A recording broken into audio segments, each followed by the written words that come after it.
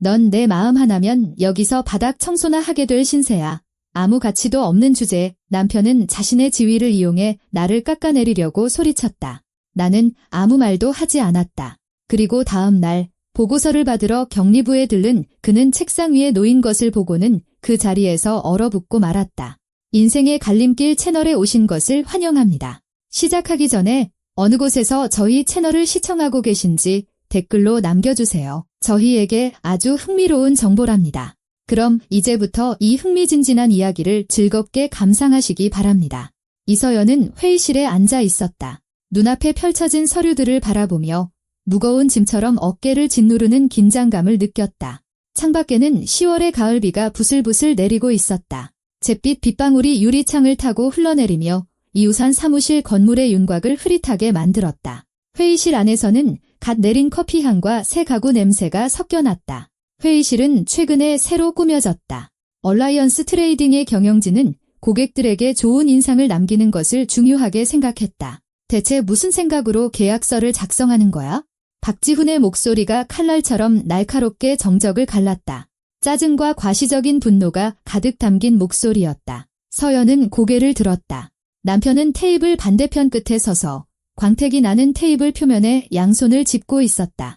영업팀 팀장 박지훈, 38세. 완벽하게 다려진 흰색 셔츠에 짙은 남색 넥타이를 메고 있었다.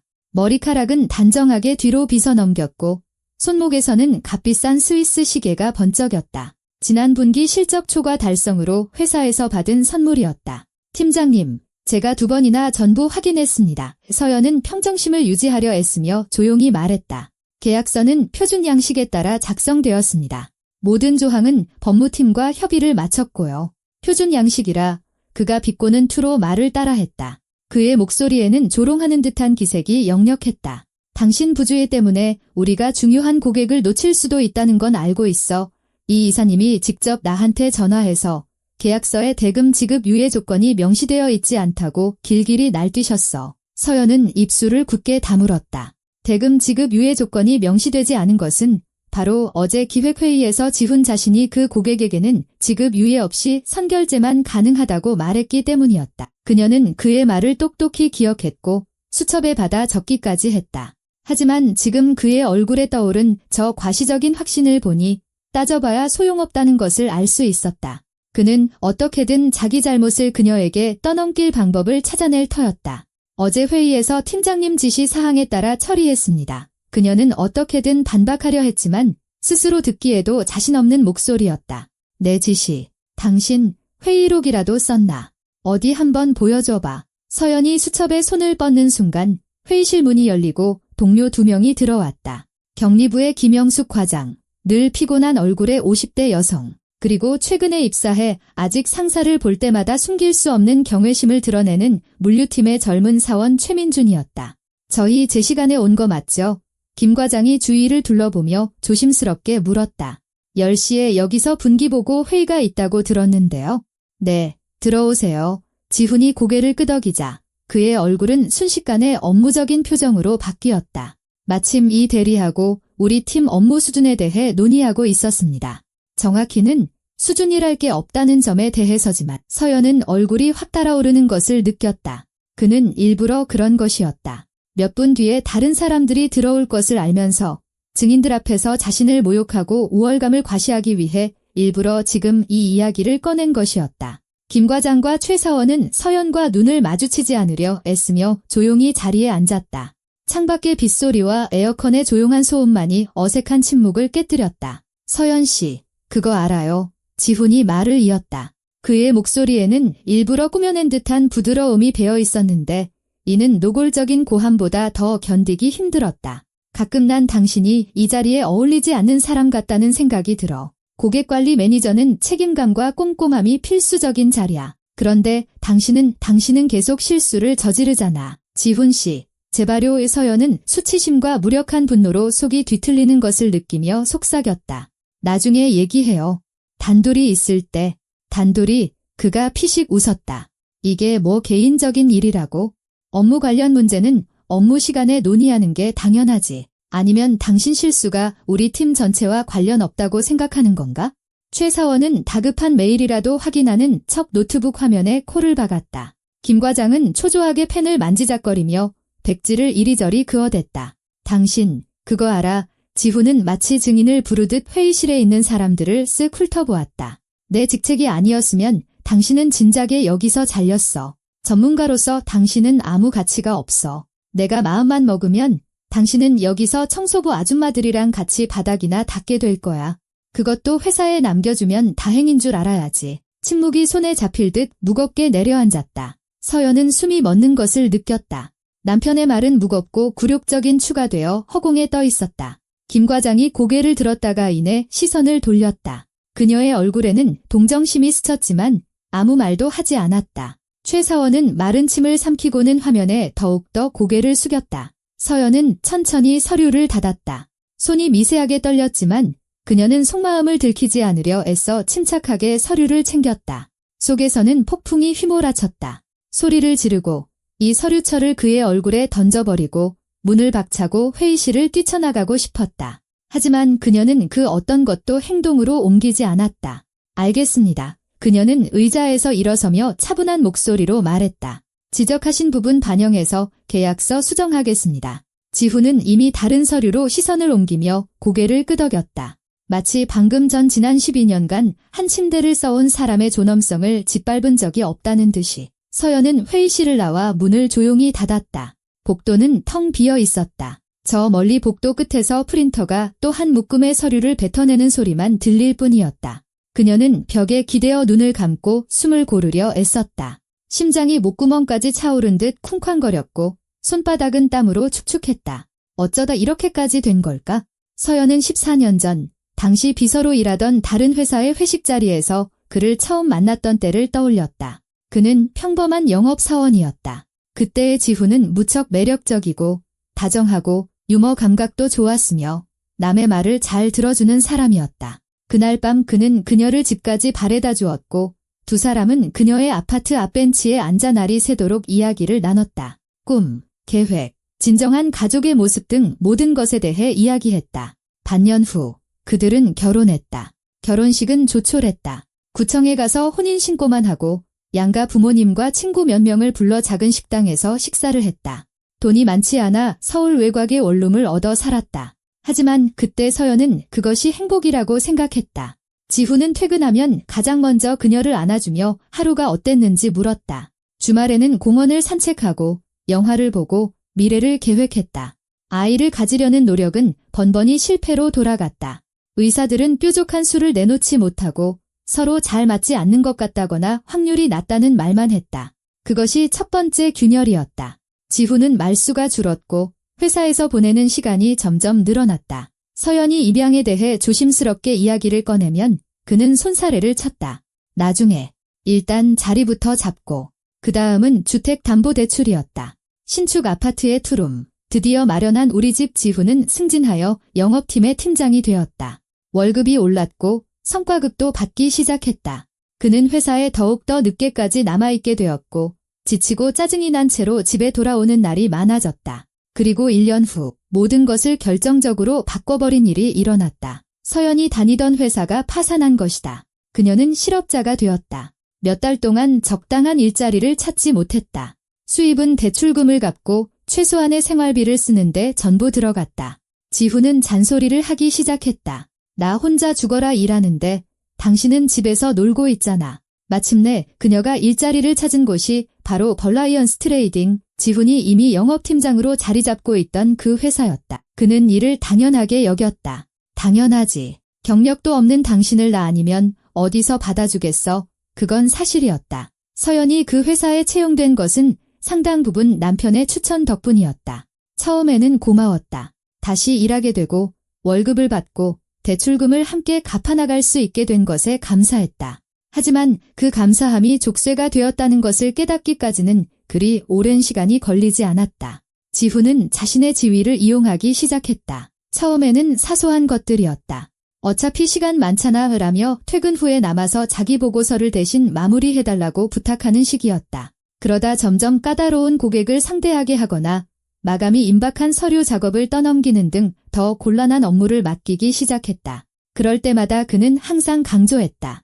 일 제대로 못하면 난 당신 편 안 들어줘. 여기서 당신은 그냥 내 부하 직원이고 난 당신 상사야. 집에서의 생활도 모든 것이 변했다.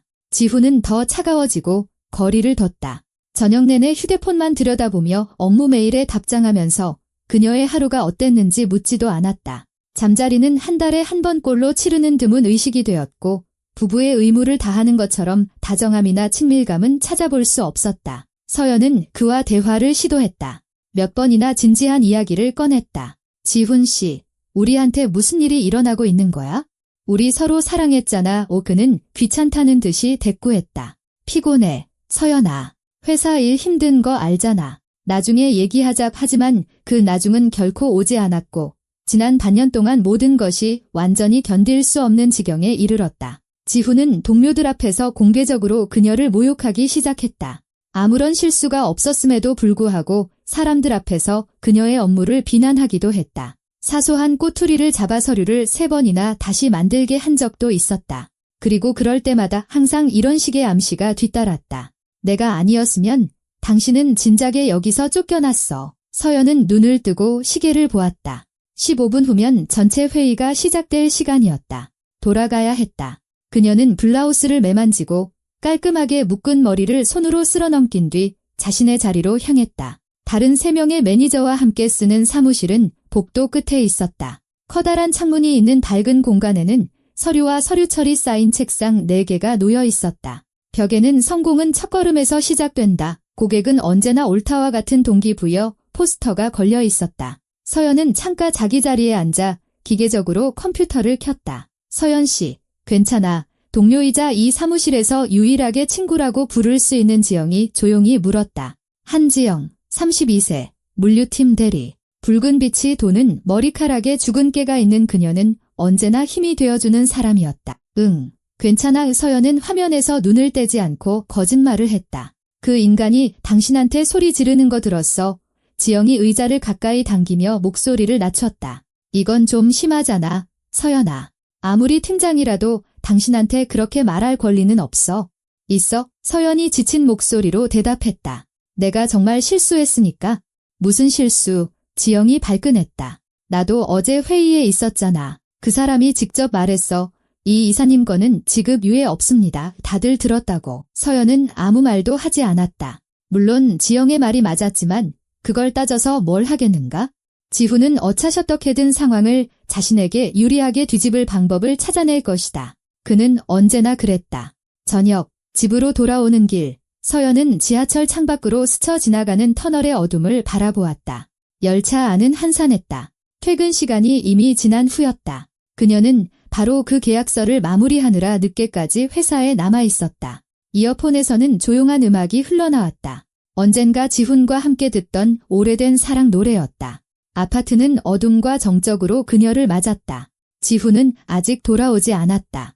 아마 또 야근을 하거나 동료들과 술 한잔하러 갔을 것이다. 그는 요즘 들어 자주 그랬다. 미리 알려주지도 않고 함께 가고 싶은지 묻지도 않았다. 서연은 현관에서 구두를 벗고 부엌으로 가 주전자에 물을 올렸다. 물이 끓는 동안 그녀는 창가에 서서 밤의 도시를 내려다보았다.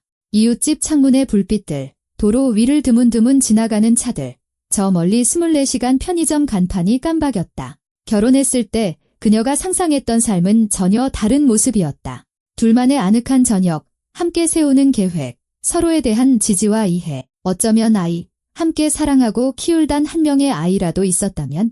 하지만 그 대신 남은 것은 차갑고 텅 빈 아파트와 자신을 언제든 모욕할 수 있는 부하 직원으로만 여기는 무심한 남편뿐이었다. 주전자가 딸깍 소리를 내며 끓었다. 서연은 기계적으로 캐모마일 차를 탔다. 신경을 조금이나마 진정시키는데 도움이 되는 유일한 것이었다. 식탁에 앉아 따뜻한 컵을 두 손으로 감쌌다. 휴대폰이 진동했다. 지훈에게서 온 메시지였다. 늦어. 기다리지 마. 짧고 설명도 사과도 없는 메시지였다. 서연은 답장조차 하지 않았다. 그녀는 차를 다 마시고 컵을 씻은 뒤 욕실로 향했다. 뜨거운 물줄기 아래 오래 서서 오늘 하루의 일들을, 그 말들을, 그 굴욕을 씻어내려 애썼다. 물이 머리카락을 타고 흘러내려 얼굴 위로 쏟아지며 원치 않는 눈물과 뒤섞였다. 그 후 어둠 속 침대에 누워 서연은 계속해서 생각했다. 더 이상 이렇게 살 수는 없다고. 매일매일 자신을 잃어가며 입 한 번 떼기도 두려워하는 말없는 그림자로 변해가고 있다고. 사랑은 오래전에 죽었거나 어쩌면 진짜 사랑이었던 적도 없었을지 모른다고. 남은 것은 습관과 변화에 대한 두려움뿐이라고. 그리고 마음 깊은 곳, 감히 들여다보기도 두려웠던 가장 어두운 구석에서 작고 거의 들리지 않지만 끈질긴 생각이 싹트기 시작했다. 무언가 변해야 한다는 생각. 지훈이 변하기를 원하지 않거나 변할 수 없다면, 그렇다면 자신이 변해야 한다고.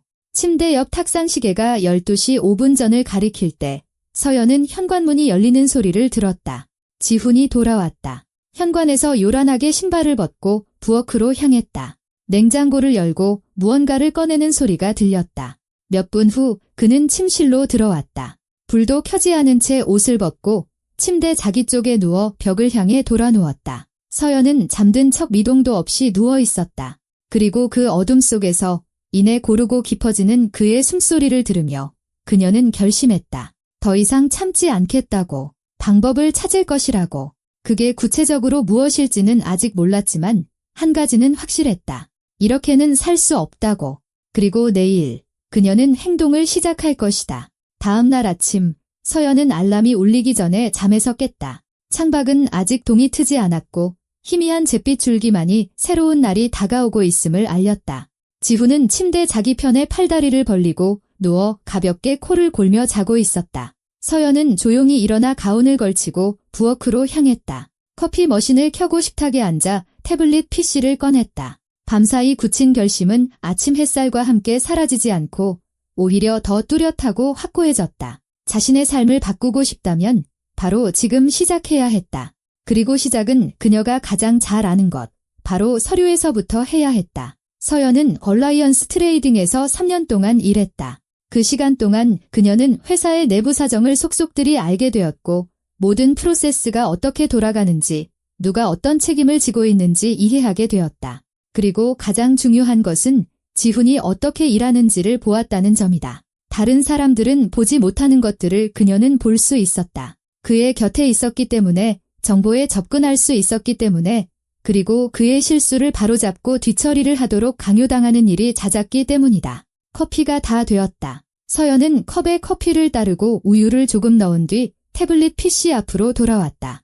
메모 앱을 열고 기억나는 모든 것, 지훈이 회사 규정이나 직무 지침을 위반했던 모든 사건과 상황을 기록하기 시작했다. 가장 먼저 떠오른 것은 유럽 공급업체와의 일이었다. 반년 전의 일이었다. 사무기기 공급 계약. 거의 4천만 원에 달하는 큰 주문이었다. 지훈은 회사 규정상 모든 서류가 영업일 기준 5일 이내에 서명되어야 함에도 불구하고 계약 승인을 3주나 지연시켰다. 이 지연 때문에 공급업체는 납품 기한을 맞추지 못했다. 회사는 기기를 늦게 받았고 그 기기를 기다리던 핵심 고객 중 하나는 계약을 파기하고 경쟁사로 가버렸다. 그때 지훈은 모든 책임을 법무팀에 떠넘겼다. 그들이 서류 검토를 너무 오래 했다는 것이었다. 하지만 서연은 계약서가 지훈의 책상 위에서 2주 동안이나 방치되어 있었다는 것을 정확히 알고 있었다. 그가 그냥 잊어버렸기 때문이었다. 나중에 사장님이 질문을 하기 시작하자 그녀 자신이 직접 뛰어다니며 과정을 서두르려 애썼다. 서연은 세부 사항, 날짜, 금액, 회사 이름을 기록하며 빠르게 타이핑했다. 기한을 증명할 수 있는 서류 사본을 찾아야 했다. 두 번째 사건은 영업보고서 조작이었다. 바로 지난 분기 말에 있었던 일이다. 영업 목표 달성이 위태로워지자 지훈은 경영진에게 좋은 실적을 보여주기 위해 아직 종결되지 않은 거래 몇 건을 보고서에 포함시켰다. 형식적으로는 계약이 체결되었지만 대금이 입금되지 않았고 상품도 출고되지 않은 상태였다. 회사 규정상 이러한 거래는 실제로 이행될 때까지 분기 보고서에 포함되어서는 안 되었다. 경리부에서 대조 작업을 시작하자 불일치하는 부분이 드러났다. 그때 지훈은 서연을 불러 숫자들을 처리하라고 지시하며 어떻게든 불일치를 설명해야 한다고 암시했다. 그녀가 수정된 서류에 서명하기를 거부하자 그는 경리부의 승인을 받은 것처럼 직접 어딘가에 손으로 서명을 했다. 서연은 또 하나의 메모를 남겼다. 경리부 김영숙 과장님 서명 위조 이것은 이미 심각한 위반 행위였다. 그 서류를 찾아 원본과 비교하면 필적 감정을 통해 위조 사실을 쉽게 밝혀낼 수 있을 것이다. 창밖이 밝아오기 시작했다. 서연은 시계를 보았다. 6시 반이었다. 지훈은 보통 7시에 일어났으므로 그녀에게는 아직 30분의 시간이 있었다. 그녀는 계속해서 기억을 더듬으며 기록했다. 무례한 대우와 부실한 서비스에 대해 불만을 제기했던 박 고객의 이야기. 그때 지훈은 규정대로 불만 사항을 고객 클레임 처리 부서에 전달하지 않고 회사 메일 시스템에서 그의 편지를 그냥 삭제해버렸다. 결국 박 고객은 외부 포털에 분노에 찬 후기를 남겼고 이는 회사의 평판을 훼손했다. 리베이트 문제도 있었다. 서연은 직접적인 증거는 없었지만 지훈이 공급업체 담당자들과 이상한 통화를 하는 것을 몇 번 들었다. 수수료는 전과 동일합니다. 라거나 같은 계좌로 보내주세요. 같은 말들은 의심스럽기 짝이 없었다. 회사는 직원들이 파트너로부터 어떠한 보상도 받는 것을 엄격히 금지했다. 이는 부패 행위로 간주되어 즉시 해고 사유가 되었다. 이것을 증명하기는 더 어렵겠지만 공급업체 선정에 관한 서류를 찾아보고 구매 가격이 부풀려지지는 않았는지, 더 불리한 조건을 제시한 회사와 계약이 체결되지는 않았는지 분석해 볼 수는 있었다. 서연은 침실에서 지훈의 알람이 울리는 소리를 들었다. 그녀는 재빨리 메모를 저장하고 태블릿 PC를 닫은 뒤 아침 식사를 준비하는 척 일어섰다. 지훈은 10분쯤 뒤 침실에서 나왔다. 부스스하고 잠이 덜 깬 모습으로 속옷과 티셔츠 차림이었다. 그는 한마디 말도 없이 욕실로 들어갔다. 서연은 그가 양치질하고 샤워하는 소리를 들었다. 잠시 후 그는 이미 깨끗한 셔츠와 바지로 갈아입고 아직 머리가 축축한 채로 부엌으로 돌아왔다. 커피. 그가 식탁에 앉으며 퉁명스럽게 말했다. 있어. 서연이 그에게 커피 한 잔을 따라 앞에 놓아주었다. 토스트 먹을래? 줘. 그들은 말없이 아침 식사를 했다. 지훈은 휴대폰을 넘기며 메시지에 답장을 했다. 서연은 태블릿 PC로 뉴스를 읽는 척했지만 실제로는 행동 계획을 구상하고 있었다. 그녀에게는 서류에 접근할 권한이 필요했다. 회사의 전자기록 보관소에 저장된 서류와 지훈의 사무실 금고에 있는 종이 사본들. 전자기록 보관소는 문제가 되지 않았다. 그녀는 많은 폴더에 대한 업무상 접근 권한이 있었다. 하지만 금고는 그냥 그렇게 들어갈 수 있는 곳이 아니었다. 하지만 서연은 지훈이 금고 비밀번호를 한 번도 바꾼 적이 없다는 것을 떠올렸다. 그녀는 그 번호를 알고 있었다. 1509. 그의 어머니 생일이었다. 그는 전화기, 은행카드, 모든 자물쇠에 그 조합을 사용했다. 다른 비밀번호를 생각하기 귀찮다는 단순한 이유 때문이었다. 지훈이 충분히 오랫동안 사무실을 비울 순간을 기다려야 했다. 경영진 회의, 외부 고객 미팅, 점심 식사, 그런 때 그때 들어가서 금고를 열고 필요한 서류를 사진으로 찍을 수 있을 것이다. 나간다. 지훈이 커피를 다 마시고 자리에서 일어나 재킷과 서류 가방을 챙겼다. 문 앞에서 그는 돌아섰다. 아, 그리고 이 이사님 계약서 수정했어? 네, 서연이 대답했다. 어제 저녁에 검토해달라고 보냈어요. 어디 두고 보자고. 또 실수하면 내가 아주 시끄럽게 해고시켜 버릴 테니까. 당신 뒤치다꺼리 하는 것도 지긋지긋해. 그는 문을 쾅 닫고 나가버렸다. 서연은 식어버린 커피잔을 손에 쥔 채 식탁에 앉아 있었다. 뒤치다꺼리 하는 게 지긋지긋하다고. 마치 항상 실수하는 쪽이 자신이고 그가 아닌 것처럼. 마치 서류를 위조하고 고객 불만을 숨기는 것이 자신이 아닌 것처럼. 그녀는 컵을 싱크대에 놓고 자신의 물건을 챙겨 집을 나섰다. 출근길 버스에 앉아 서연은 계속해서 계획의 세부 사항을 다듬었다. 조심스럽고 체계적으로 행동해야 했다. 모든 증거를 수집하고 체계화하고 완벽한 서류 묶음을 준비한 뒤에야 비로소 그것을 필요한 사람에게 넘겨야 했다. 누구에게? 사장님. 아니면 바로 내부 감사실에? 회사에는 위반 사실을 조사하는 감사팀이 있었다. 아마 거기가 더 나을 것이다. 그들은 전문가이고 정보를 올바르게 평가하고 조사를 진행할 수 있을 것이다. 얼라이언스 트레이딩 사무실은 지하철역에서 멀지 않은 비즈니스 센터에 있었다. 유리와 콘크리트로 지어진 크고 현대적인 건물로 넓은 로비와 입구에 삼엄한 경비가 특징이었다. 서연은 개찰구를 통과해 엘리베이터를 타고 6층으로 올라갔다. 업무일은 평소처럼 시작되었다. 아침 9시 기획회의, 그 후 현재 업무 정리. 지훈은 언제나처럼 자신감 넘치고 단호하게 회의를 이끌며 지시를 내렸다. 서연은 눈에 띄지 않으려 애쓰며 앉아서 메모를 했다.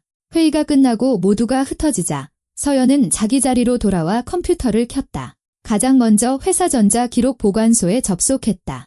문서 저장 시스템은 부서별, 날짜별로 정리되어 있었다. 그녀는 자기 부서의 폴더뿐만 아니라 계약서, 보고서, 내부 메모 등 공용 문서에도 접근할 수 있었다. 서연은 지난 반년간의 분기 보고서가 담긴 폴더를 열었다. 지훈이 미결제 거래를 포함시켰던 바로 그 보고서를 찾아냈다. 문서는 전자 서명으로 결제되었지만 경리부의 승인 서한이 첨부되어 있었다. 서연은 첨부 파일을 열었다. 김영숙 과장님의 자필 서명 스캔본이 있었다. 그녀는 파일을 USB에 저장한 다음 비교를 위해 진짜 서명이 있는 다른 문서 몇 개를 더 열었다. 차이는 전문가가 아니더라도 한눈에 알아볼 수 있었다. 위조된 서명은 각지고 불안정해 보였지만 진짜 서명은 부드럽고 끝부분에 특징적인 고리가 있었다. 다음 단계는 유럽 공급업체와의 계약 관련 서류를 찾는 것이었다. 서연은 1시간 넘게 기록 보관소를 뒤진 끝에 필요한 폴더를 찾아냈다. 거기에는 모든 서신, 공급업체의 최초 요청서, 계약서 초안, 여러 부서와의 협의 내용, 그리고 가장 중요한 날짜들이 기록되어 있었다. 시스템의 날짜를 보면 계약서가 3월 21일에 지훈에게 결제를 위해 전달되었고 그가 서명한 것은 4월 9일이라는 것이 명확했다. 규정된 5일 대신 19일이 걸린 것이다. 서연은 폴더 전체를 복사했다. 그리고 납기 지연의 원인을 설명하라는 사장님의 내부 메모와 법무팀을 비난하는 지훈의 답변서도 찾아냈다. 법무팀장의 반박 메모도 있었다. 그들의 부서는 이틀 만에 계약을 승인했으며 지연은 바로 지훈의 서명 단계에서 발생했다는 것을 증명하는 내용이었다. 이것은 이미 심각한 증거였다. 서연은 자신이 올바른 길을 가고 있다는 확신이 커지는 것을 느꼈다. 점심시간, 대부분의 직원들이 구내 식당으로 가거나 근처 식당에서 점심을 해결하기 위해 자리를 비웠을 때 서연은 자리에 남아 있었다. 지영이 그녀에게 다가왔다. 서연아, 점심 먹으러 가자. 길 건너 그 떡볶이집 가고 싶은데. 고마워, 지영아. 난 좀 이따가 갈게. 급한 보고서 마무리해야 해서. 그래, 뭐 좀 사다 줄까? 아니야, 내가 나중에 알아서 할게.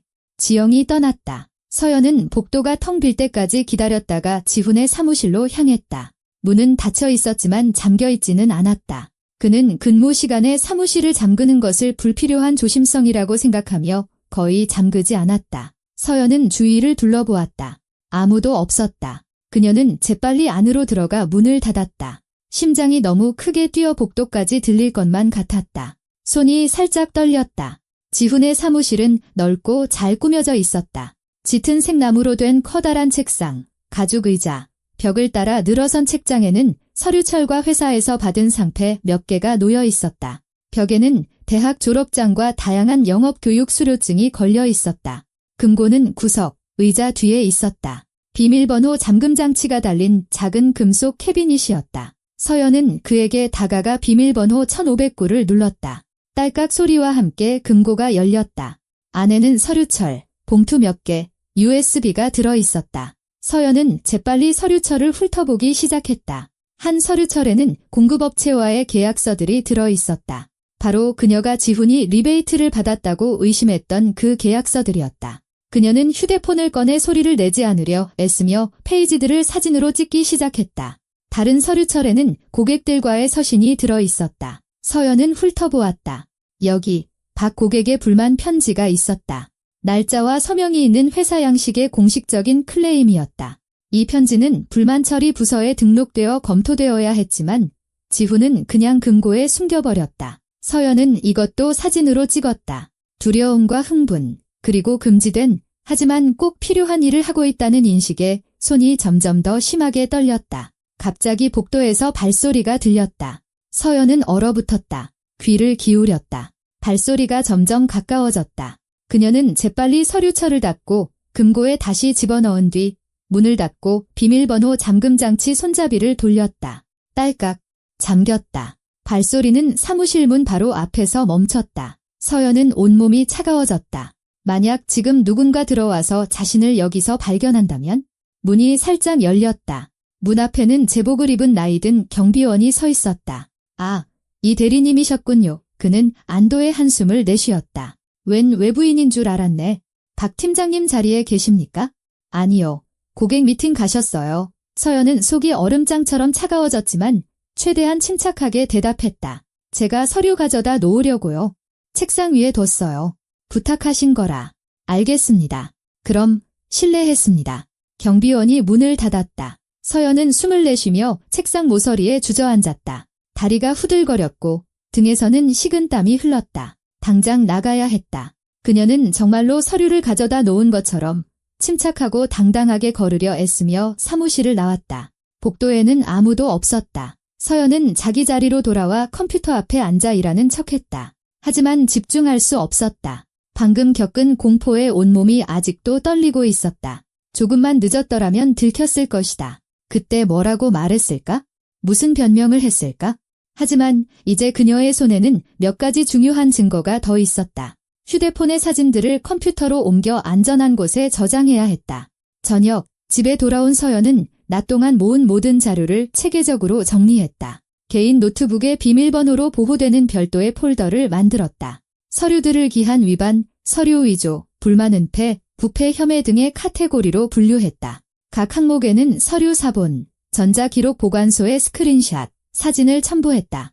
위반이 언제 발생했는지, 누가 관련되었는지, 회사에 어떤 결과를 초래했는지 날짜와 함께 기록했다. 작업은 몇 시간이 걸렸다. 지훈은 늦게 돌아왔다. 또 어디선가 늦은 모양이었다. 서연이 침대에서 책을 읽고 있을 때 그가 침실에 나타났다. 뭐해? 그가 옷을 벗으며 물었다. 책 읽어? 서연이 표지를 보여주며 책을 들어 올렸다. 지훈은 침대에 쓰러지듯 누웠고 1분도 안 되어 코를 골기 시작했다. 서연은 책을 내려놓고 불을 껐다. 어둠 속에서 그녀는 눈을 뜬 채 오랫동안 누워 앞으로의 행동 계획을 머릿속으로 되짚었다. 다음 며칠은 긴장 속에서 정보를 찾는 시간이었다. 서연은 눈에 띄지 않게 조금씩 기록 보관소에서 필요한 서류를 빼내려 애썼다. 서신을 복사하고 파일을 저장하고 스크린샷을 찍었다. 그녀는 또 다른 충격적인 사건을 발견했다. 장비 공급 입찰에 관한 이야기였다. 그때 지훈은 경쟁사보다 15%나 높은 가격을 제시한 회사를 선정했다. 공식적으로 그는 더 나은 품질과 공급업체의 신뢰성을 이유로 들었지만 서연은 그의 서신에서 그 회사 담당자가 보낸 편지를 발견했다. 협조에 감사하며 약속된 금액을 지정된 계좌로 이체하겠다는 내용이었다. 이것은 부패의 직접적인 증거였다. 이것을 다른 자료들과 함께 경영진에게 제출하면 지훈은 빠져나갈 수 없을 것이다. 서연은 모든 서신을 복사한 다음 그 입찰 관련 서류, 모든 참가 업체의 제안서, 가격 비교표, 최종 선정 사유서를 찾아냈다. 이 모든 것이 합쳐져 위반의 전체 그림을 완성했다. 주말이 끝날 무렵 그녀에게는 상당한 양의 증거 폴더가 쌓였다. 50개가 넘는 문서, 계약서, 편지, 보고서, 내부 메모, 스크린샷, 서신, 모든 것이 카테고리별로 깔끔하게 정리되어 있었다. 각 문서에는 위반 내용에 대한 간략한 설명이 첨부되었다. 이제 마지막 단계만 남았다. 이 자료들을 정확히 누구에게 전달할지 결정하는 것이었다. 서연은 며칠 동안 고민했다. 회사의 김영철 이사님은 엄격하고 공정한 사람이었지만 그가 자신의 최고 영업 매니저 중 한 명에 대한 불만을 객관적으로 검토할지 확신할 수 없었다. 지훈은 실제로 회사에 좋은 수익을 가져다 주었고 경영진은 그것을 높이 평가했다. 내부 감사실이 더 신뢰할 수 있는 선택지 같았다. 그곳에는 위반과 남용을 적발하는 것이 주 업무인 사람들이 일했다. 그들은 개인적인 호감이나 관계에 좌우되지 않았다. 오직 규정과 사실에만 근거하여 판단할 것이다. 서연은 회사 내부망에서 내부 감사실의 연락처를 찾았다. 부서장은 강태욱이라는 실장이었다. 서연은 그에 대해 잘 몰랐다. 복도에서 한두 번 본 적이 있을 뿐이었다. 마르고 단정한 40대 남성으로 항상 딱딱한 정장을 입고 무표정한 얼굴을 하고 있었다. 그에게 모든 자료를 첨부하여 내부 메모를 보낼 수도 있었지만 서연은 편지가 중간에 가로채이거나 자신의 전자 서명 때문에 일이 처리되기도 전에 신원이 밝혀질까 두려웠다. 지훈이 알게 되면 그는 자신을 앞지르기 위해 모든 것을 할 것이다. 불리한 서류를 파기하고 변명을 만들어내고 다른 사람에게 책임을 떠넘길 것이다. 아니, 확실하게 행동해야 했다. 자료가 정확히 필요한 곳에 전달되고 지체 없이 검토될 것이라는 보장과 함께 모든 것을 직접 전달해야 했다. 금요일 저녁, 지훈이 어떤 모임에 가서 밤늦게야 돌아올 예정이었을 때 서연은 모든 서류를 인쇄했다. 프린터는 한참 동안 윙윙거리며 한 장 한 장 페이지를 뱉어냈다. 100장이 넘는 두툼한 묶음이 되었다. 그녀는 모든 것을 별도의 폴더에 넣고 표지에 영업팀장 박지훈의 직무 위반에 관한 자료라고 쓰고 날짜를 기입했다.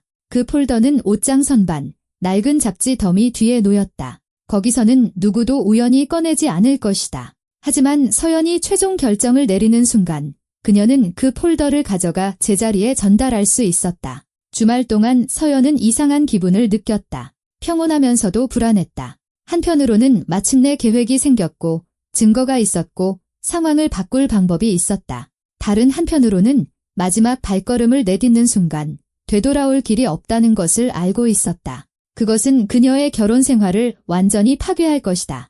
그것은 지훈의 해고로 이어질 것이다. 그것은 그들의 삶 전체를 뒤집어 놓을 것이다. 하지만 그녀가 원했던 것이 그것이 아니었던가? 지금 그들의 삶이 지킬 가치가 있는 삶이었던가? 일요일 저녁, 그들이 부엌에서 저녁을 먹고 있을 때 평소처럼 말없이 각자 휴대폰에 콜을 받고 있었다. 지훈이 갑자기 고개를 들었다. 그리고 서연을 바라보았다. 당신 요즘 좀 이상해. 서연은 움찔했다. 무슨 뜻이야? 몰라. 뭔가 생각에 잠겨 있는 것 같아. 회사에 문제 있어? 그는 이 질문이 얼마나 터무니없게 들리는지조차 이해하지 못했다. 회사에서의 문제, 그것은 바로 그 자신, 가장 큰 문제였다. 아니, 다 괜찮아, 서연이 대답했다. 그냥 좀 피곤해서 그래? 그럼 좀 쉬어. 휴가라도 다녀오든가? 안 쓴 연차 남아있잖아. 응, 그럴지도. 그들은 다시 각자의 휴대폰으로 돌아갔다. 대화는 제대로 시작도 해보지 못하고 끝났다. 최근 몇 년간 그들 사이의 모든 것이 그랬던 것처럼. 하지만 이제 서연은 알고 있었다. 곧 모든 것이 변할 것이라고. 아주 곧. 월요일 아침, 서연은 확고한 결심과 함께 잠에서 깼다. 증거를 모으는 것도 미루는 것도 이만하면 충분했다. 오늘 그녀는 모든 자료를 내부 감사실에 제출할 것이다. 그녀는 평소보다 더 신경 써서 옷을 입었다. 단정한 짙은 남색 정장, 흰색 블라우스, 머리는 깔끔하게 묶어 올렸다. 진지하고 전문적으로 보이고 싶었다. 지훈은 평소처럼 그녀에게 거의 관심을 보이지 않았다. 서둘러 아침을 먹고 집을 나서며 작별 인사를 던졌다. 오늘 오전에 공급업체 미팅 있고 그 다음엔 사장님 회의야. 늦게 들어올 거야? 잘 됐다. 점심 전까지는 그가 사무실에 없을 것이 확실했다. 서연은 옷장에서 서류 폴더를 꺼내 가방에 넣고 집을 나섰다. 가는 내내 심장이 빠르게 뛰었고 손바닥은 땀으로 축축했다. 그녀는 지금 다시는 되돌릴 수 없는 선을 넘으려 하고 있다는 것을 알고 있었다. 사무실에는 평소보다 일찍 8시 반쯤 도착했다. 9시에 내부 감사실의 내선 번호를 눌렀다. 한 여성이 전화를 받았다. 내부 감사실입니다. 안녕하세요. 저는 영업팀 이서연 대리입니다. 강태욱 실장님과 중요한 문제로 뵙고 싶습니다. 어떤 문제이신가요? 저희 부서의 직무 위반에 관한 것입니다. 제가 서류를 가지고 있습니다. 잠시 침묵이 흘렀다. 오늘 11시에 오실 수 있습니까? 8층 803호실입니다. 네, 감사합니다. 그 2시간은 고통스러울 정도로 길게 느껴졌다. 서연은 일하려고 애썼지만 생각은 계속해서 다가올 대화로 돌아갔다. 11시가 되기 5분 전, 그녀는 가방을 들고 8층으로 올라갔다. 사무실은 복도 끝에 있었다. 문에는 내부 감사실, 실장 강태웅이라는 명패가 붙어 있었다. 서연은 노크했다. 들어오세요. 책상 뒤에는 강태욱 실장이 앉아 있었다. 마른 체형의 40대 남성이었다. 짧은 머리에는 희끗희끗한 새치가 보였고 얇은 안경 너머로 날카로운 회색 눈이 빛났다. 안녕하세요. 앉으시죠. 이서연 대리님, 맞으시죠? 네, 서연이 앉았다. 시간 내주셔서 감사합니다. 영업팀의 위반 사항에 관한 이야기라고 들었습니다. 자세히 말씀해 주시죠. 서연은 마른 침을 삼켰다. 저는 영업팀에서 3년째 근무하고 있습니다. 제 상사는 박지훈 팀장입니다. 그동안 저는 그의 수많은 위반 행위를 목격했습니다. 회사 절차 미준수, 서류 위조, 고객 불만 은폐, 그리고 아마도 공급업체로부터의 리베이트 수수까지요. 강 실장은 주에 깊게 들었다. 서류로 증명할 수 있습니까? 네, 서연은 폴더를 꺼내 책상 위에 올려놓았다. 여기 모든 자료가 있습니다. 서류 사본, 서신, 보고서, 내부 메모 모두 체계적으로 정리했습니다. 강 실장은 폴더를 받아 들고 넘기기 시작했다. 페이지들을 눈으로 훑었고 몇몇 부분에서는 잠시 멈췄다. 그의 눈썹이 살짝 올라갔다. 심각한 혐의군요. 그가 중얼거렸다. 그리고 아주 상세한 자료 모음입니다. 이걸 모으는데 얼마나 걸렸습니까? 약 2주 정도요. 하지만 많은 위반 행위는 2년 동안 지켜봐 왔습니다. 강 실장은 폴더를 내려놓고 그녀의 눈을 똑바로 쳐다보았다. 상황의 심각성을 이해하고 계십니까? 이 혐의들이 사실로 확인되면 박지훈 팀장은 해고될 겁니다. 어쩌면 법적인 조치가 취해질 수도 있습니다. 이해합니다. 공식적인 진술을 하셔야 할 겁니다. 당신의 이름은 조사 자료에 남게 될 겁니다. 이것은 익명 제보가 아닙니다. 각오하고 있습니다. 강 실장은 다시 폴더를 들고 몇 분간 내용을 검토하며 메모를 했다. 마침내 그는 폴더를 닫고 의자 등받이에 기댔다. 이서연 대리님, 질문을 하나 해야겠습니다. 박지훈 팀장, 당신과 친인척 관계입니까? 서연은 얼어붙었다. 네, 그녀가 조용히 말했다. 제 남편입니다. 알겠습니다. 강 실장의 얼굴에는 아무런 표정 변화가 없었다. 개인적인 복수, 가정 문제 때문에 안 갚음하려는 시도라는 비난을 받을 수도 있습니다. 이해합니다. 이서연은 허리를 폈다. 하지만 그건 사실을 바꾸지 못합니다. 서류들은 진짜이고 위반 행위는 실제입니다. 모든 것은 확인하고 증명할 수 있습니다. 강 실장은 몇 초간 그녀를 바라보다가 고개를 끄덕였다. 좋습니다. 내부 감사를 시작하겠습니다. 일주일 내로 자료를 검토하고 감정을 실시하고 증인들을 신문할 겁니다. 조사 진행 상황은 개인적으로 알려드리겠습니다. 기밀을 유지해 주시기 바랍니다. 여기에 오신 사실을 아무에게도 말하지 마세요. 알겠습니다. 감사합니다. 서연은 사무실을 나왔다. 복도에서 벽에 기대어 심호흡을 했다. 모든 것이 끝났다. 서류는 전달되었고 조사가 시작될 것이다.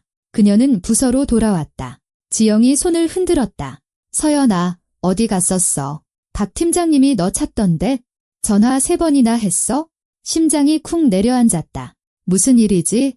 몰라. 다시 전화해보래. 서연은 그의 번호를 눌렀다. 어디 갔었어? 내가 30분이나 전화했잖아. 미안해요. 회의 중이었어요. 휴대폰이 무음이라. 무슨 일인데요? 동부지역 고객 3분기 보고서 필요해. 급해. 사장님이 회의 때 요청하셨어. 알겠어요. 지금 준비할게요. 빨리. 회의가 1시야. 그는 전화를 끊었다. 서연은 자리에 앉아 일을 시작했다. 평소처럼 행동해야 했다. 아무것도 변하지 않은 것처럼 보여야 했다. 하루는 느리게 흘러갔다. 저녁 무렵 업무용 메신저로 메시지가 왔다. 감사 시작됨. 내일 오전 서명 감정. 오후 증인 신문. 강 실장. 그렇다면 벌써 내일이었다. 집에 돌아온 지훈은 10시가 다 되어서야 나타났다. 지치고 짜증이 난 모습이었다. 회의가 길어졌어. 그가 중얼거렸다. 그 다음엔 변호사들이랑 계약서 문구 가지고 3시간이나 싸웠네. 저녁 먹을래?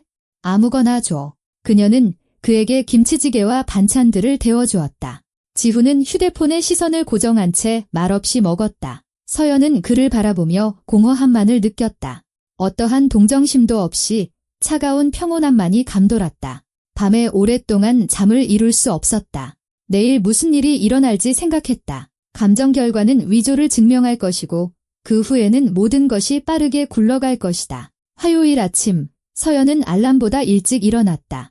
지훈은 졸리고 말이 없었다. 그가 먼저 출근했다. 서연은 9시에 맞춰 회사에 도착했다. 기계적으로 일했다. 의식은 오직 기다림에 쏠려 있었다. 10시 반쯤 딱딱한 정장을 입은 두 남자가 부서로 들어왔다. 한 명은 강태욱 실장, 다른 한 명은 서류를 든 낯선 남자였다. 박지훈 팀장님, 자리에 계십니까? 강 실장이 김 과장에게 물었다. 네, 사무실에 계십니다. 그들은 지훈에게로 향했다. 문이 닫혔다. 부서 안에는 긴장된 침묵이 흘렀다. 모두가 서로 눈치를 보며 수근거렸다. 서연은 일에 몰두하는 척했지만 심장은 미친 듯이 뛰었다. 몇 분 후 문이 활짝 열렸다. 창백하고 경련하는 얼굴의 지훈이 나왔다. 그 뒤를 강 실장이 따랐다. 이건 오해입니다. 지훈의 목소리는 크고 갈라져 있었다. 설명을 요구합니다. 무슨 근거로 이러시는 겁니까? 내부 감사에 근거한 겁니다. 강 실장이 차분하게 대답했다. 회의실로 가시죠. 그들은 사무공간을 지나갔다. 지훈은 주위를 둘러보았다. 그의 시선이 잠시 서연에게 머물렀지만 그녀는 모니터에 코를 박았다. 회의실 문이 닫혔다. 부서 안에서는 속삭임이 시작되었다. 무슨 일이야? 무슨 감사라는데? 서류 위조라던데. 들었어? 지영이 서연에게 다가왔다. 너 뭐 아는 거 있어? 아니, 전혀. 1시간이 지나고 또 30분이 흘렀다.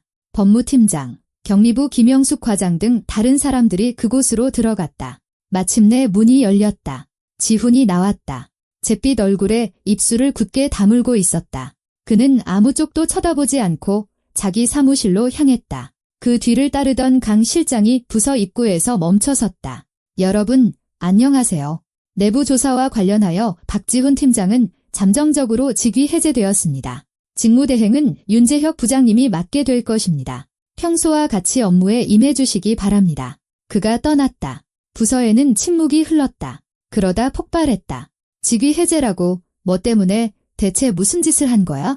서연은 미동도 없이 앉아 있었다. 안도감과 두려움 사이에 이상한 감정이 교차했다. 시작되었다. 과정이 시작된 것이다. 몇 분 후 지훈이 상자를 들고 나왔다. 개인 물품을 챙긴 것이다.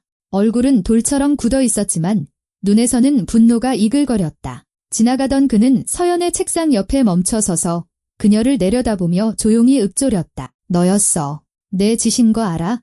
서연은 고개를 들었다. 무슨 말인지 모르겠는데. 아주 잘 알 텐데. 그의 목소리에는 얼음장 같은 분노가 서려 있었다. 넌 이걸 후회하게 될 거야? 맹세코 아주 뼈저리게 후회하게 될 거라고. 박지훈 팀장님, 강 실장의 목소리가 들렸다. 가시죠. 지훈은 서연에게 증오에 찬 마지막 시선을 던지고는 출구로 향했다. 부서 전체가 말없이 그의 뒷모습을 지켜보았다. 그가 사라지자 토론의 폭풍이 휘몰아쳤다. 서연은 자리에서 일어나 화장실로 향했다. 혼자 있고 싶었다. 칸막이 안에 들어가 문을 잠그고 벽에 기댔다. 손이 떨렸다. 안에서는 승리감, 두려움, 안도감, 수치심이 뒤섞여 들끓었다. 휴대폰이 진동했다. 협조에 감사합니다. 감정 결과 서명 위조 사실이 확인되었습니다. 나머지 위반 사항들도 문서화되었습니다. 3일 후 조사 결과 위원회가 열릴 예정입니다. 강 실장, 감정 결과가 확인되었다. 그녀가 옳았다. 서연은 찬물로 얼굴을 씻고 거울을 보았다. 창백한 얼굴, 긴장된 표정이었지만 눈에는 결의가 서려 있었다. 돌아와서 자리에 앉아 일을 했다. 평소처럼 행동해야 했다. 지영이 자세한 내막을 캐물으려 했지만 서연은 몰라. 서류에 문제가 있었다는 것 같아 라며 애매하게 대답했다. 하루가 끝났다. 서연은 평소보다 일찍 퇴근했다. 집에 와서 오랫동안 부엌에 앉아 차를 마셨다. 지훈은 아직 나타나지 않았다. 어디에 있을까? 뭘 하고 있을까? 그는 밤늦게 돌아왔다. 서연은 이미 침대에 누워 있었다. 그가 부엌으로 가서 냉장고를 열고 그 다음 침실로 향하는 무거운 발소리를 들었다. 그가 들어와 불을 켰다. 서연은 눈을 감았다. 불 좀 꺼줘. 제발. 아니, 목소리가 딱딱했다. 우리 얘기 좀 해야겠어? 서연은 몸을 일으켰다. 지훈은 재킷을 입은 채 방 한가운데 서 있었다. 얼굴은 붉었고 눈은 충혈되어 있었다. 술을 마신 모양이었다. 내가 그 서류들 넘겼지. 그것은 질문이 아닌 단언이었다. 넌 나에 대한 불리한 증거를 모아서 내부 감사실에 넘겼어. 서연은 침묵했다. 대답해. 그가 고함을 질렀다. 너야? 응, 조용하지만 단호하게. 나야. 그는 마치 한 대 맞은 것처럼 휘청거렸다. 몇 초간 말없이 서 있다가 한 걸음 앞으로 다가왔다. 내가 무슨 짓을 했는지 알아? 넌 날 파멸시켰어. 난 해고될 거야. 어쩌면 형사 고발당할 수도 있어. 너 때문에. 나 때문이 아니야. 서연은 목소리를 차분하게 유지했다. 당신 자신 때문이야. 당신이 저지른 일들 때문에. 서류를 위조하고 리베이트를 받고 회사를 속였잖아. 다들 그렇게 해. 지훈이 손을 휘저었다. 그게 이 바닥 관행이야. 팀장급들은 다 자기 몫을 챙겨. 다들 숫자를 좀 만진다고. 그럴지도 모르지. 하지만 그게 옳다는 뜻은 아니야. 옳다고. 그가 비웃었다. 내가 나한테 옳고 그름을 가르치겠다는 거야? 자기 남편을 배신한 내가? 난 배신하지 않았어. 서연은 자리에서 일어나 가온을 걸쳤다. 난 그냥 당신의 위반 행위를 더 이상 덮어주지 않은 것뿐이야. 당신이 나와 다른 사람들을 모욕할 때 더 이상 침묵하지 않은 거라고. 공범이 되기를 멈춘 거야? 공범, 그가 말을 따라했다. 거창한 소리 하고 있네? 사실은 그냥 내가 회사에서 너한테 소리쳤다고 복수한 거잖아. 아니, 서연이 고개를 저었다. 난 두려움 속에서 사는 게 지긋지긋해서 이 일을 한 거야. 더 이상 당신의 무시를 견디고 싶지 않아서 당신은 절대 변하지 않을 거라는 걸 깨달았기 때문에. 지훈은 마치 그녀를 처음 보는 사람처럼 쳐다보았다. 그러더니 갑자기 돌아서서 문을 쾅 닫고 나가버렸다. 서연은 그가 거실 소파에 털썩 주저앉는 소리를 들었다. 그리고 정적. 그녀는 다시 누웠지만 잠을 이룰 수 없었다. 내일은 새로운 날이 올 것이고 3일 후에는 지훈의 운명을 최종적으로 결정할 위원회가 열릴 것이다. 3일 후 위원회가 열렸다. 서연은 증인으로 소환되었다. 그녀는 증언하고 질문에 답하고 서류의 진위 여부를 확인했다. 다음 날 강태옥 실장이 그녀에게 전화했다. 이서연 대리님, 위원회에서 결정이 내려졌습니다. 박지훈 팀장은 직무규율 위반을 사유로 해고되었습니다. 관련 자료는 형사사건 입건 여부를 결정하기 위해 사법기관에 이첩되었습니다. 알려주셔서 감사합니다. 서연이 조용히 대답했다.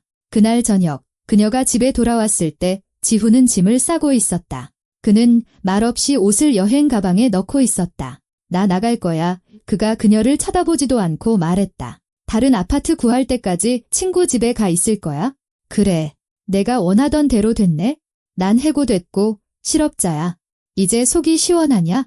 서연은 침실 문가에 서서 그를 바라보았다. 속이 시원하지 않아. 지훈 씨, 난 그냥 더 이상 두렵지 않을 뿐이야. 그가 고개를 들어 그녀를 보았다. 그의 눈에는 이해하는 듯한 무언가가 스쳤지만 그는 아무 말도 하지 않았다. 여행 가방을 닫고 재킷을 집어들고 아파트에서 나갔다. 문이 닫혔다. 서연은 정적 속에 홀로 서 있었다. 12년간의 결혼 생활이 끝났다. 소리도 다툼도 없이 그냥 그렇게. 그가 떠나자 아파트는 텅 비어버렸다. 그녀는 부엌으로 가 주전자에 물을 올리고 식탁에 앉았다. 그리고 갑자기 뺨을 타고 눈물이 흐르는 것을 느꼈다. 그에 대한 연민도 자신이 한 일에 대한 후회도 아닌 안도감에서 오는 눈물이었다.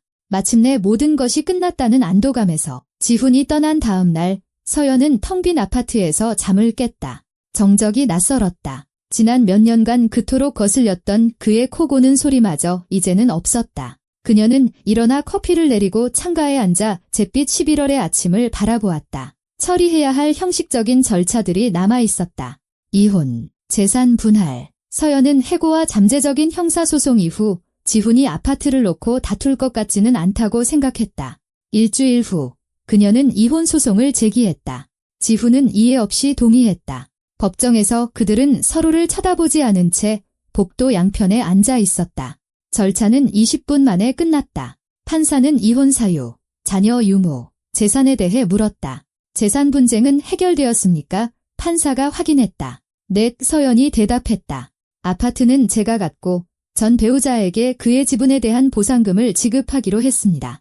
지훈은 고개를 끄덕여 확인했다. 그는 수척하고 늙어 보였다. 낡은 스웨터와 청바지 차림이었다. 값비싼 정장과 시계는 보이지 않았다. 판결. 이서연과 박지훈의 혼인을 해소한다. 그들은 동시에 법정을 나왔다. 복도에서 지훈이 멈춰서서 그녀를 향해 돌아섰다. 이제 만족해? 서연은 그를 담담하게 바라보았다. 난 당신을 파멸시키고 싶었던 게 아니야. 지훈 씨, 난 그냥 당신이 나를 파괴하는 걸 멈추게 하고 싶었을 뿐이야. 그는 무언가 말하려 했지만 침묵했다. 돌아서서 출구로 걸어갔다. 서연은 그의 뒷모습을 바라보았다. 그것이 남편으로서의 그를 본 마지막 모습이었다. 이제 그는 그저 과거의 한 사람이 되었다. 회사 분위기는 점차 바뀌었다. 새로운 팀장 윤재혁은 부하 직원에게 소리치거나 동료들 앞에서 모욕을 주지 않는 차분한 전문가였다. 일하기가 더 편안하고 자유로워졌다. 물론 동료들은 서연이 지훈의 아내였다는 것을 알고 있었다. 반응은 다양했다. 어떤 이는 동정했고 어떤 이는 등 뒤에서 수군거리며 비난했다. 어느 날 지영이 대놓고 물었다. 서연아, 내가 그 사람 내부 감사실에 꼰지른 거 진짜야? 서연은 거짓말을 할까 고민했지만 솔직해지기로 했다.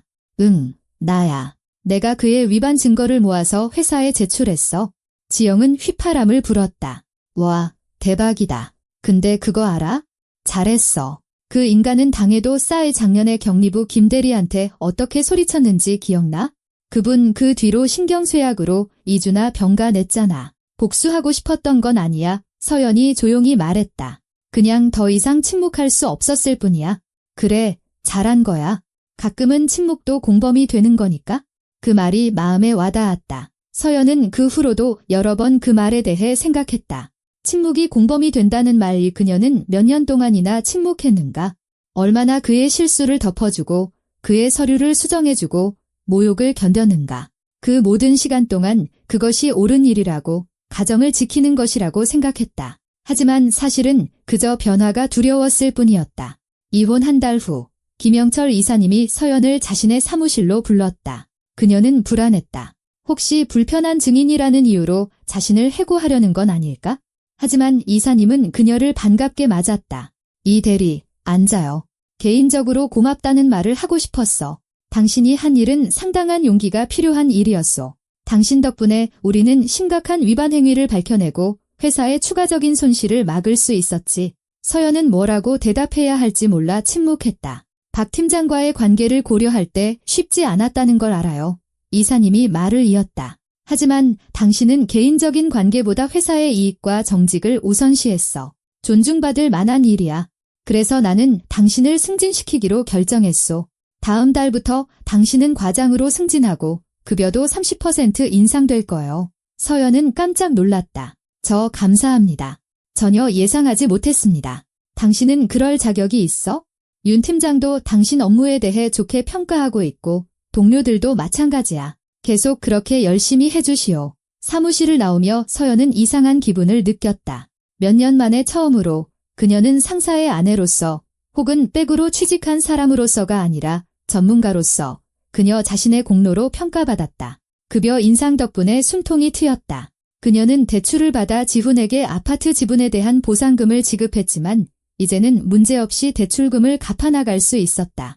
침실을 작게 수리하고 새 벽지를 바르고 새 침구를 샀다. 지난 삶의 흔적을 지우고 싶었다. 저녁에는 혼자 있는 시간이 많았다. 오랫동안 미뤄두었던 책을 읽고 영화를 보고 요가 수업에 등록했다. 몇 년 동안 생각만 해왔던 일이었다. 하지만 지훈은 항상 그것이 어리석고 돈 낭비라고 말했다. 지영이 가끔 그녀를 여자들 모임이나 영화, 카페에 초대했다. 서연은 점차 결혼 생활 동안 잃어버렸던 사람들과 다시 교류하기 시작했다.